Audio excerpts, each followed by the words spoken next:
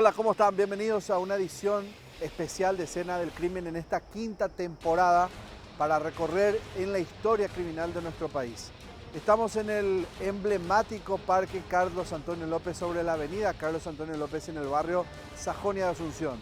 Hoy nos vamos a ir 100 años atrás en la historia criminal de nuestro país. La muerte o la ejecución con pena de muerte de Gastón Gadín, el parricida de Paraguay. El primer caso que se dio y el último, por cierto, en la manera en que fue ejecutado. Y vamos a arrancar por el final, porque justamente fue aquí donde acabó todo para Gastón. Para conocer quiénes son los protagonistas de esta historia, vamos a conocer sus perfiles.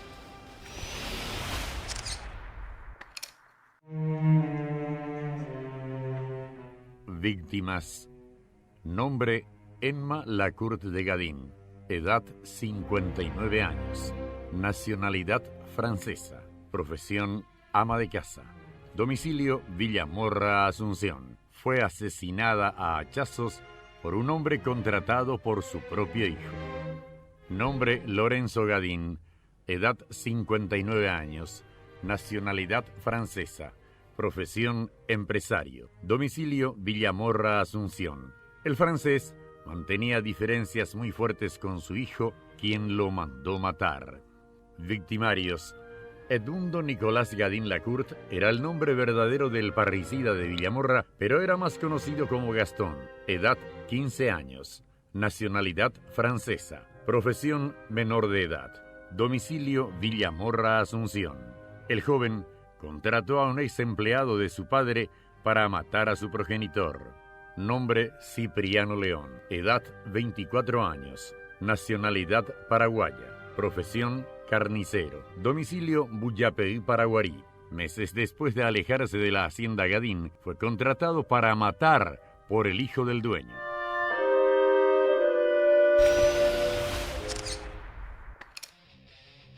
Imagínense un año 1915, sin esta polución de sonido, con la tranquilidad de lo que implicaba aquella época. El matrimonio Gadín-Lacroix iba a acostarse, estaba ya en el cuarto matrimonial para descansar, como una noche cualquiera, una noche común. Sin embargo, esa sería la última. El asesino ingresaría a matarlos a hachazos.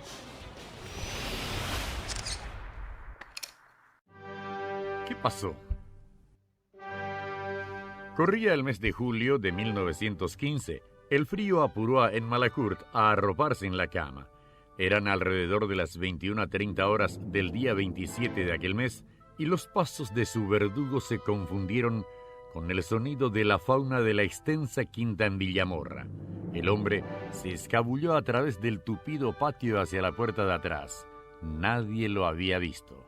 Como una sombra en plena noche, se escondió detrás del galpón de la vivienda. En un momento dado, como recibió una señal, empezó a moverse. Con un hacha marca Collins, entró hasta la habitación matrimonial. Emma descansaba boca arriba cuando el asesino le asestó un hachazo sin decir una sola palabra. El golpe seco la dejó casi sin vida, pero después de aquel vinieron dos más. La mitad de su obra macabra estaba terminada. Se retiró de allí y tomó posición muy cerca de la entrada principal. Lorenzo Gadín aquella noche tardó en regresar un poco más de lo normal. En tranvía llegó desde la ciudad. Al verlo a lo lejos, el feroz criminal empuñó nuevamente su mortífera arma y se posicionó detrás de la hoja izquierda de la puerta del dormitorio para recibir al dueño de casa. El señor Gadín entró. Al traspasar el umbral de la puerta, un golpe le partió el rostro. Él cayó muerto en forma instantánea, pero el asesino aún no había terminado su obra. De alguna forma tenía que borrar sus huellas de la sombría escena. Ya lo tenía todo planeado. Al lugar llegó con un bidón de querosén. La idea era que parezca que los esposos fueron víctimas de un incendio. En cuestión de segundos esparció el combustible sobre los cuerpos y algunos de los muebles. Encendió una chispa y se retiró del lugar. Las llamas poco a poco consumieron los cuerpos.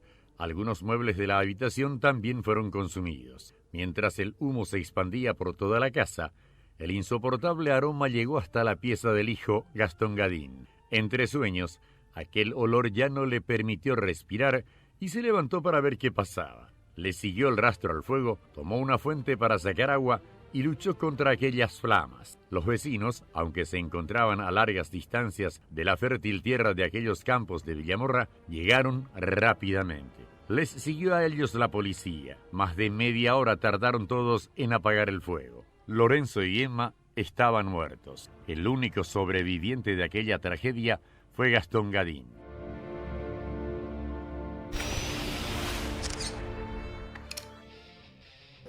En heridas que hablan dentro de lo que implicó el haber asesinado a sus propios padres, el arma utilizada, quién hizo y cómo se infligió dolor y por sobre todo, cómo intentaron encubrir el crimen haciéndolo pasar como otra cosa. Vamos a ver qué es lo que recuperamos en cuestiones históricas, documentológicas, sobre esta forma de haber matado. Heridas que hablan. El asesinato parecía ser un simple accidente, pero la ciencia no daría tiempo al criminal para estar tranquilo. A la escena del crimen llegaron miembros de la estrenada policía científica y un médico que ofició de forense. El profesional inspeccionó ambos cuerpos antes de que fueran llevados. En el cuerpo no tenían casi ya piel, eran casi huesos, pero los cráneos de ambos decían mucho más de lo que dejó el fuego, que parecía habérselos llevado. El matrimonio Gadín no había sido víctima de un trágico siniestro. El médico determinó que ambos habían sufrido traumatismos de cráneo y allí mismo la investigación criminal inició. La justicia ordinaria entregó los cuerpos al único familiar que tenían Emma y Lorenzo en tierra guaraní, su hijo más joven, Gastón Gadín.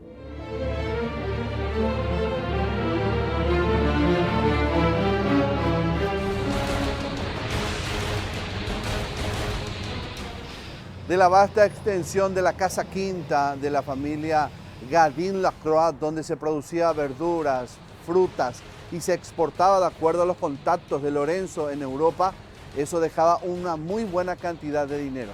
Y de todo ese inmueble, esta porción de la vivienda, donde al menos aquí en su momento estuvo el lugar donde Gadín trabajó como uno de los empleados más. Él no era el hijo del dueño, él era un peón más dentro de la gran producción que hacía la familia. La familia Gadín. Los primeros años del siglo XX se vieron marcados por un fenómeno que afectó a gran parte de Sudamérica, la migración de europeos. Mayormente desde el viejo continente, partían con destino al territorio argentino italianos, españoles, suizos, alemanes y franceses que dejaban atrás sus naciones para buscar en tierras porteñas el lugar donde empezar de nuevo. Paraguay no era un paraíso ajeno a estos cambios poblacionales de la posguerra, que había dejado, además de la gran crisis que se extendió por décadas, una blanda etapa política que tardaba en recuperarse. Las familias que elegían el fértil suelo guaraní se dedicaban a la producción agrícola. Aprovechaban el rico suelo que les ofrecía Sudamérica para la venta interna y las primeras exportaciones a través de contactos a sus países de origen. Fue así como la familia Gadín llegó en 1908 al continente. En principio partió desde el viejo continente la señora en Malacourt. Lo hizo con sus hijos Gastón y Lorenza Victorina. En esos tiempos, el jefe de la familia, Lorenzo Gadín, se dedicaba a la confección de camisas en la Francia de fines del siglo XIX. Con un socio suizo, Carlos Rochet, deciden dejar el viejo continente y apostar todas sus fichas a lo que era América, hacer la América, cuando eso. Y en un primer momento viene solamente su esposa con sus dos hijos y él se sumaría ya en 1912 a ellos, ¿verdad? Primero van a la Argentina, a la provincia de Santa Fe, a una pequeña localidad que se llama Jambi Campbell. Primero va ahí Gastón con su hermana y con su madre y después toma la decisión de venir a Asunción. El matrimonio Gadín-Lacourt pisó suelo paraguayo en el año 1912 y se asentó en la antigua Villamorra. Gastón tenía apenas 12 años y muy poco había conocido a su padre. Se encontró recién con él tras su llegada a Asunción. En aquellos días, el joven Gadín asistió a un colegio de colonos alemanes bastante reconocido de la provincia de Santa Fe. Pero el carácter del muchacho le había ocasionado a su madre muchos dolores de cabeza. Para tenerlo cerca, ella decidió llevarlo consigo a Asunción. El mal comportamiento de Gastón hizo que la madre reciba bastantes quejas de los maestros entonces como que la misma madre decide no enviarlo más. Y me imagino yo, ya haciendo un criterio mío, un análisis mío, es que la madre tenía la esperanza de que Gastón estudie en Francia. Como que iban a esperar que llegue Jean Laurent de Francia, a establecerse en Asunción y de ahí enviarlo para que haga su servicio militar. Como Gastón no asistía más al colegio, su padre ordenó ponerlo al frente de la finca, pero no como hijo del dueño. Gastón era como un empleado más. El duro trato de su padre cuando llegó a Paraguay, los constantes regaños y rechazos hicieron que su labor en la recién instalada quinta de Villamorra genere vínculos amistosos con varios de los empleados del lugar. De ese modo, también se enamoró perdidamente de una humilde muchacha.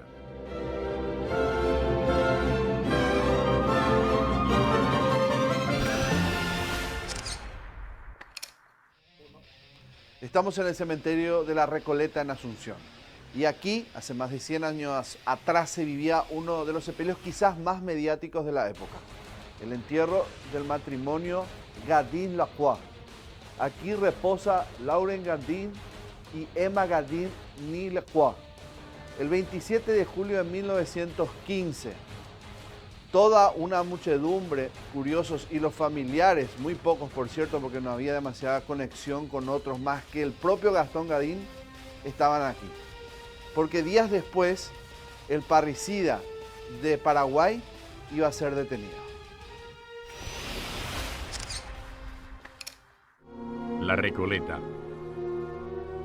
Más de 90 años transcurrieron desde la muerte del matrimonio Gadin-Lacourt hasta que el interés por su morada final nació nuevamente. Incrédulo ante la posibilidad de conseguir algún dato que lo llevara hasta el panteón, donde descansaran hasta hoy día los restos de aquella pareja francesa, en el año 2008 los primeros pasos para una aventurada investigación llevaron al abogado Juan Manuel González hasta el cementerio de la Recoleta. La primera aspiración nuestra cuando estábamos escribiendo el libro era encontrar en la administración del cementerio algún dato, alguna información del entierro, si eso constaba en el inventario, en las actas del cementerio.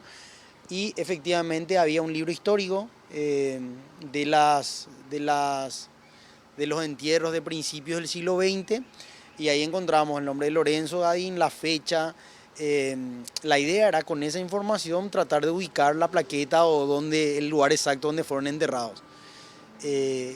Encontramos el dato en el libro histórico de la fecha, si se pagó, no se pagó, en qué día fueron enterrados, encontramos esa información, y la señora de la administración no pudo darnos la información de dónde exactamente estaba ubicado. Aquello no lo detuvo. Era una labor de hormiga. Juan Manuel empezó a consultar entre los sepultureros del lugar. Había un sepulturero ya con años trabajando aquí en La Recoleta, que fue quien nos mostró el lugar exacto donde estaban enterrados, y ahí pudimos hallar la plaqueta. La verdad que pasa bastante desapercibido, porque como te dije, en algún primer momento habrá sido como un panteón más chico, después quedó acá medio camuflado entre otros panteones, ¿verdad? Y si uno habla con los sepultureros, con la gente que trabaja acá, la referencia es el panteón donde están las lloronas, ahí a la media cuadrita, diríamos, ¿verdad? Es una manera fácil de identificar la placa que recuerda al matrimonio Gadin. Dentro de todo, que continúe acá es, digamos, es importante, ¿verdad? Sí, es importante para nosotros que somos historiadores y nos sirve para explicar, para contextualizar lo que fue esa época y lo que ya era el cementerio de la Recoleta en ese momento. El antiguo camposanto capitalino resguarda no solo las almas destinadas al jardín celestial, sino unos retazos de historia guardados en cientos de sepulcros que pertenecían en algún tiempo a las pudientes familias de la capital. Uno de ellos, escondido entre dos edificaciones, pertenece a la pareja europea. Se ingresa por la puerta central de la calle Mariscal López, y los sepultureros que tienen ya años trabajando acá logran identificar la plaqueta del matrimonio Gadín, que se encuentra a unos pocos metros del famoso panteón donde están las Lloronas, como referencia. Como veníamos hablando, lo llamativo de la plaqueta del matrimonio Gadín es que se encuentra como compartiendo espacio con otros dos panteones más grandes, hecho que nos lleva a pensar de que esto estuvo ubicado aquí desde 1915, que es el año en donde ocurre la tragedia, en un panteón más chico, y luego fue loteado esto y quedó ahí para el recuerdo de los historiadores, para... no sabemos por qué, ¿verdad? Pero quedó ahí y se nota el material de la placa, es un material costoso, ¿verdad? De la época. Tenemos en cuenta que era un matrimonio de un nivel económico alto. Es la placa original. No sabemos si esto era un pequeño panteón y luego con el paso del tiempo fue creciendo, porque como vemos ya es de otra familia este panteón, pero es la placa original del entierro, como bien lo dijiste, en 1917. Se puede observar en la placa que dice: aquí reposan Lauren Gadín y Emma Lacour de Gadín, muertos el 27 de julio de 1915. En el libro donde pudo encontrar los nombres de aquel matrimonio, se tropezó también con otro dato inédito. Sí, en ese libro, porque generalmente en las instituciones de policía se desechan la documentación histórica de principio de siglo. Pero en este caso, acá en La Recoleta, habían conservado ese libro histórico, en donde se detalla el nombre de las personas que fueron enterradas, la fecha, el motivo de la muerte, la causa de la muerte y si se abonó o no el panteón, ¿verdad? Y en este caso figuraba Lorenzo Gadín, Emma Lacour de Gadín, la fecha del deceso, y como causa de muerte figuraba fractura de cráneo, si tenemos en cuenta que fueron ultimados a hachazos. En los dos la misma causa de muerte y la misma fecha de entierro, que fue al día siguiente, el 28 de julio. Asimismo, Gastón acompañó hasta a la última morada, como se dice, de sus padres. Inclusive en los periódicos de la época se pueden ver la participación en las exequias, en donde figuran Lorenza, la hija mayor del matrimonio, con Gastón conjuntamente en las participaciones.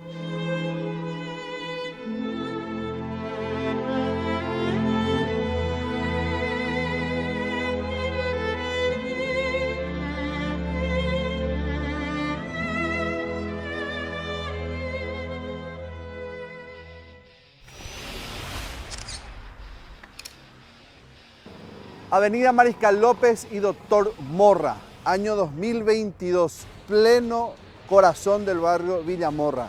Pero en el año 1912 esto era un desierto y la familia Gadín Lacroix vino a asentarse después de multimillonarios negocios en la Argentina. Muchos decían que la casa cuna que está allá en la esquina era esa vivienda importante, pero no. La investigación de escena del crimen hoy revela que realmente la casa estaba aquí. Hoy en parte es una cerrajería. Se extendía hasta 100 metros prácticamente la casa, lo cual hablaba de lo importante que era la familia Gadín Lacroix en el momento. Hecho que evidentemente motivaba a muchos a pensar que por entonces era la familia más importante de esa sociedad. La Quinta de Villamorra. A lo largo del tiempo, muchos mitos y leyendas nacieron alrededor de la historia de la familia Gadín Lacour respecto a la ubicación exacta en la que estaba situada la quinta que pertenecía a la familia. El paso de los años y la falta de documentos que acrediten alguna versión certera hicieron creer por mucho tiempo que su sitio era donde hoy día está ubicada la casa cuna sobre la avenida Mariscal López. Para entrar un poquitito en la época, esta era una zona de casas quintas. No lo que se ve hoy, era una pequeña construcción que sería el casco y eran manzanas enteras de fincas de inmigrantes en su mayoría que se dedicaban a plantaciones de cítricos, de mandarina y de amapolas también, como el caso de la familia Gadín, cuya edificación estaba acá en lo que es hoy Doctor Morra y Mariscal López. Estaba la edificación, no como anteriormente se creía que la edificación de la casa cuna no estaba construida todavía para 1915, año en que sucede la tragedia, y esto era la edificación y tenía como 3 manzanas más hacia el fondo del corazón de lo que era Villamorra. Y eso fue lo que pudimos descubrir con la investigación que hicimos, que no era la casa cuna, sino que era otra casa. Al momento de la publicación del libro, en 2011, no habíamos identificado todavía una imagen, no logramos obtener una imagen del frente de la vivienda de los Gadín, que como unos 2 o 3 años a través de las redes sociales, hoy en día, un hijo de algún heredero, de cuando esto fue loteado, publicó esa foto y hoy en las redes se puede obtener una foto de la fachada de la casa de los Gadín. Era en realidad, o sea, lo que conocemos hoy por Villamorra, ubicándonos en Mariscal López y Senador Long, puntualmente donde está la casa cuna, en 1915 tenía otra figura, otra imagen. Entonces, al investigar, al recolectar fuentes para redactar el libro, nos encontramos con un antiguo mapa de Villamorra de esa época. Además de pedir información al registro público, además de hablar con antiguos con descendientes de antiguos pobladores, y al encontrar ese mapa de la antigua Villamorra vimos cómo estaban distribuidas esas casas quintas. Estos registros demostraron que en aquel tiempo no había edificación alguna donde hoy día es la casa cuna. Ese era un simple terreno. En el mapa se observa que la propiedad del señor Jean Laurent Gadín abarcaba más de 6 manzanas. El inmueble tenía su entrada sobre las calles Doctor Morra y Mariscal López, donde actualmente existe una cerrajería. Porque hay que tener en cuenta que esa edificación de la casa cuna ya es de la década del 40, de 2 o 3 décadas posterior a la época del caso Gadín. La ubicación se logró luego de una ardua labor para identificar cada una de las calles y avenidas que existían en aquel momento y se conservan hasta hoy día, pero con otros nombres. Esta era la casa. Con el expediente judicial pudimos hallar primero el plano de lo que era Villamorra, de solamente muy pocas calles fueron las que conservaron su nombre. Por ejemplo, de Las Palmeras era una calle que ya tenía ese nombre en la época, y después estas calles de la actualidad tenían otros nombres. Era la Avenida Colombia, lo que hoy es Mariscal López, y acá estaba la casa. Y a través del expediente judicial pudimos observar ese croquis de la casa, que es un procedimiento que se hacía en el juicio en lo criminal, en donde se observa la fachada, que tenía 3 escaleras, que tenía un aljibe. Entonces, al leer los relatos, las declaraciones testificales de Gastón y de Cipriano León, uno puede en su mente o en el imaginario imaginarse de dónde sucedió. Fue cuando Lorenzo Gadín venía al centro, cuando ingresaba a la vivienda. Sin embargo, la madre estaba en la pieza cuando León decide ultimarla. Y también en el expediente judicial se observa hay una foto de la habitación del matrimonio Gadín. La única foto de la vivienda que obra en el expediente judicial del caso, que perdura hasta nuestros días, es de la habitación del matrimonio donde Emma fue asesinada.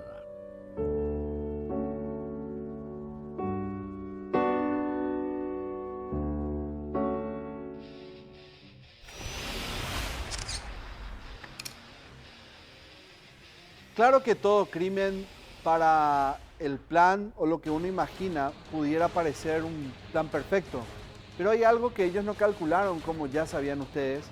La policía encontró los restos óseos de los padres de Gastón. Esos restos tenían heridas de armas de hacha, tenía heridas de un arma cortante, puntualmente un hacha, y eso ya llevaba hacia la presunción de un asesino. Pero ¿quién era el asesino? Y así fue que dentro de la investigación, la intercepción de una carta que había escrito Ana en respuesta a una que le envió Gastón fue clave para que la policía tenga el perfil de quienes mataron al matrimonio Gadín-Lacroix. La investigación. La verdad que es un caso que reúne todos los condimentos para un guión de cine o para una novela, porque tenés la relación de de Gastón con su padre, tenés amor de por medio, un amor no correspondido, porque Gastón estaba enamorado de una chica que se llamaba Ana Mayereyer, y los padres de Gastón no pretendían para él eso. Los padres de Gastón querían que él vaya a Francia a hacer su servicio militar, y sin embargo Gastón quería quedarse en Paraguay acá y casarse con Anita Mayereyer, que era una joven oriunda de San Lorenzo del Campo Grande, y en varias oportunidades Gastón le había comentado a su padre las intenciones que tenía de casarse con Anita, y un día el padre explotó y eso derivó en que Gastón tome esa drástica decisión de contratar un peón de la quinta, porque eran casas quintas, para llevar a cabo el crimen. Las primeras investigaciones del crimen estuvieron a cargo de la policía de la capital. Las diligencias fueron apoyadas por la policía científica, que desde los primeros años del siglo XX se profesionalizó en las técnicas de investigación con apoyo de sus colegas bonaerenses, que brindaron importantes capacitaciones en el uso de las nuevas tecnologías. Hay un dato clave ahí, que Gastón dentro de su casa no era el hijo del propietario, sino que era un peón más. Hecho que después en declaraciones testimoniales de Gastón en el juicio deja entrever que su padre lo trataba a él como un peón más en la casa, haciéndole trabajar, poniéndole un sueldo. Entonces también eso generó, o él comenta que generó en él cierto odio hacia su padre. Y tenía amistad estrecha con los demás peones. Uno de ellos era Cipriano León y otro de ellos era Carlos Mayereyer, que era el tío de Ana. O sea, que Gastón le conoce a Ana por intermedio del peón Carlos Mayereyer. Entonces crean un departamento de identificaciones con el sistema Bucetich de huellas dactilares, traen técnicos como que le capacitan a nuestros policías, se crea una sección de investigaciones que tiene una actuación capital en el caso Gadín, porque todavía no hablamos de cómo se descubre todo el crimen. Estos agentes de la policía que fueron formados por la policía de Buenos Aires aplican esas técnicas, como que uno analiza los diarios de la época y ve las exequias que se publicaron. Aparecen, por ejemplo, Gastón y Lorenza como partícipes de la muerte del matrimonio Gadín, porque días después del crimen la policía termina resolviendo el crimen. El asesinato del matrimonio francés golpeó fuertemente a la sociedad asuncena de la época. En los diarios, la noticia aparecía en los titulares más grandes como un verdadero misterio sobre los autores y lo que había llevado a estos a cometer semejante atrocidad.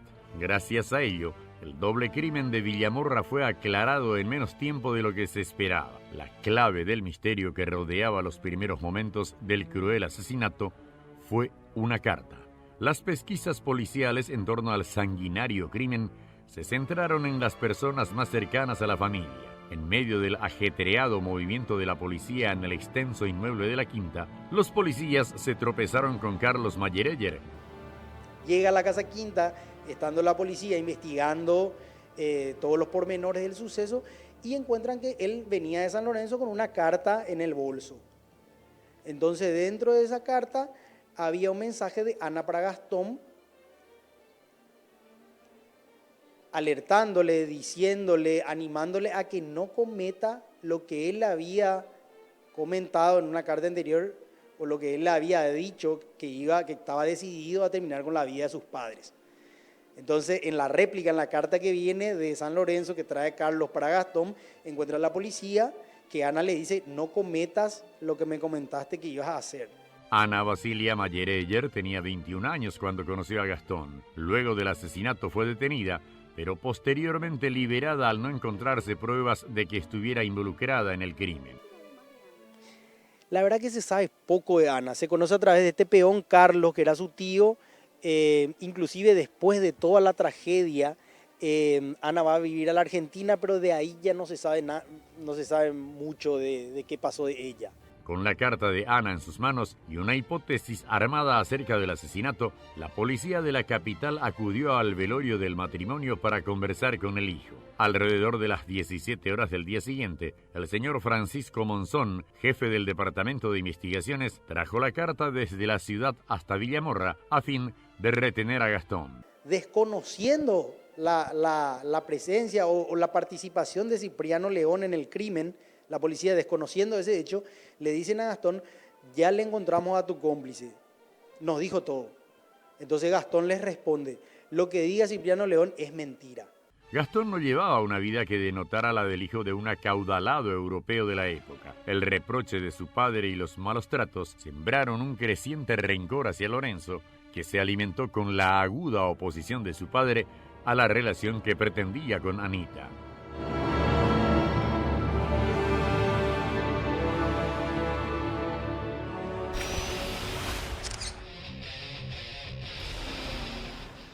La clave siempre estuvo en Gadín y en lo que pudiera él hacer, sus movimientos, teniendo en cuenta que ya había una sospecha sobre él como asesino. Pero lo hizo solo, lo hizo con una complicidad. Algo que dijo en falso reveló realmente quién fue el carnicero en esta historia. El carnicero. De una forma natural y casi inconsciente, Gastón entregó a su cómplice, sin saber que la policía no sabía todavía que él había organizado la muerte de sus padres, pero que otra persona se había encargado de ejecutarlos. Entonces ahí va la policía, quien es Cipriano León, encuentran una carnicería del señor Urbieta Peña, ubicada también en Villamorra, le detienen a un sujeto llamado Cipriano León y le dicen, Gastón ya dijo todo lo que vos hiciste, y ahí terminan resolviendo el caso gracias al hallazgo de una carta de Ana para Gastón. Cipriano era un humilde trabajador que emigró del interior del país hacia la capital en busca de oportunidades laborales. Pero la propuesta de Gastón de manchar sus manos de sangre no le traería precisamente una jugosa remuneración. Gastón le promete a León, no recuerdo bien la suma, creo que eran 500 pesos, que iban a ser pagados 250 al inicio y una vez llevado a cabo el crimen, la otra mitad. Fue por un dinero que tampoco era mucho para la época. Porque los medios dijeron, mira, por tan poca plata, muere León o se expuso a esto. Y León termina confesando que él no lo hizo tanto por la plata, sino por la amistad que tenía con Gastón. Como una gauchada, como un favor hacia su amigo. Oriundo del 9º departamento de Paraguarí, nació en el año 1891. En el año 1915 entró a trabajar en la quinta del padre de Gastón. Allí entabló amistad con el muchacho de entonces 15 años, Cipriano. Estaba casado con Ventura Cáceres, con quien tenía una hija. León es un típico agricultor paraguayo de tierra adentro de la época, normalmente analfabeto, que venía de Roarugua, creo una localidad de Cucugó. Se observa en diarios de la época, en una foto, en la capilla antes de la ejecución, en donde León está con su esposa y con una hija pequeñita de unos 3 o 4 años que lo despiden antes del fusilamiento. Fue empleado en un tiempo en donde hace amistad con Gastón, pero luego deja de trabajar para los Gadín para ir a trabajar en una carnicería ahí de la misma zona de Villamorra. Entonces Gastón lo vuelve a contactar, lo vuelve vuelve a charlar con él y le propone la idea de llevar a cabo el crimen. A él se lo conoció por su último oficio. Al dejar la quinta de la familia Gadín, se dedicó a trabajar en ese rubro hasta el momento de su muerte. En honor a la verdad, yo creo que el mote del carnicero León que le pusieron los medios ya pasa un poco por el sensacionalismo de la época, ¿verdad? Gastón se decide por León porque León era un típico agricultor de la época que había participado ya en una o dos revoluciones, creo que la de 1908 y la de 1912. Entonces se le acerca a Gadín y le dice, mira León, vos que ya participaste de varias revoluciones, que ya mataste gente, que para vos matar es nada, ¿te animaría a poner en práctica este plan? Y León le responde, para mí matar es nada. Pero el hecho de que haya sido carnicero, yo particularmente creo que pasa más por un sensacionalismo de los medios de la época, que lo denominaron el carnicero León porque en ese momento se desempeñaba como carnicero en la carnicería de Urbieta Peña. pero yo creo que Gastón opta por él, primero porque era su amigo, confiaba en él, y segundo porque ya había participado en ciertas revoluciones y valor tenía.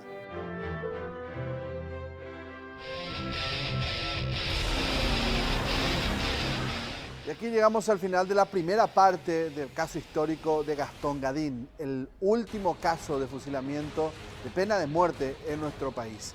Vamos a conocer qué veremos en la segunda parte, en el próximo programa de Escena del Crimen. Este es un pequeño adelanto.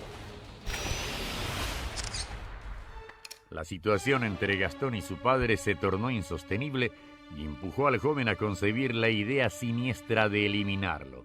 Esto se convirtió en una obsesión hasta que lo concretó con la complicidad de su amigo Cipriano León. Desde temprano se apostó detrás de un galpón que quedaba en el fondo del patio de la casa. Gastón terminó de cenar y se retiró a su habitación, esperando que su cómplice ejecute todo a la hora trágica. Un dato llamativo que descubrió luego de más de 100 años del crimen fue que Gastón no tenía intenciones de que su madre fuera incluida en el asesinato. Por razones desconocidas hasta ahora, Cipriano decidió acabar con la vida de ella. Gastón era el consentido de la madre, que era un matrimonio ya de avanzada edad, tanto padre como madre. Gastón entra en un entredicho con el autor material del caso Cipriano León, porque Gastón dice en juicio que él no le dio la orden, la expresa autorización a Cipriano para que le mate a la madre. En este sector en donde tenemos documentaciones antiguas que datan algunos documentos como del siglo XIX, del siglo XX, encontramos de que tenemos el prontuario de Gastón Gadín. Y hay una que llama la atención, en el cual Gastón Gadín había solicitado al señor jefe de policía una consideración especial para que algunos amigos que según él no lo abandonaron lo puedan visitar. Por ser de las personas amigas que no me han abandonado en mi infortunio, esperando que su señoría sabrá evaluar el pedido de una persona que tal vez dentro de poco no volverá a molestarlo. Salúdole atentamente, Gastón Gadín. Lo que significó la mediatización del caso hizo que el juicio también sea realizado y concluido en tiempo récord. La pena capital no fue muy popular durante los siglos XIX y XX en nuestro país, ni siquiera en la región. Las autoridades paraguayas intentaban evitarla al máximo posible. Hay que aclarar también que la condena de muerte a León se da porque él recibe una remuneración por llevar a cabo ese parricidio o ese homicidio. Pero la gran consternación de la sociedad paraguaya de las primeras décadas de 1900 tuvieron un poder juzgador cuyo peso fue mayor al de los propios investigadores y juzgadores penales. La fuerza de la opinión pública terminó en una condena inédita hasta nuestros días. Fueron sentenciados a muerte el 1 de diciembre de 1917. Fue la última aplicación de la pena de muerte en Paraguay. La ejecución ya tenía fecha y los más importantes miembros de la comunidad asuncena habían reservado palcos para ser testigos del espectáculo público más grande de la época a nivel local y regional.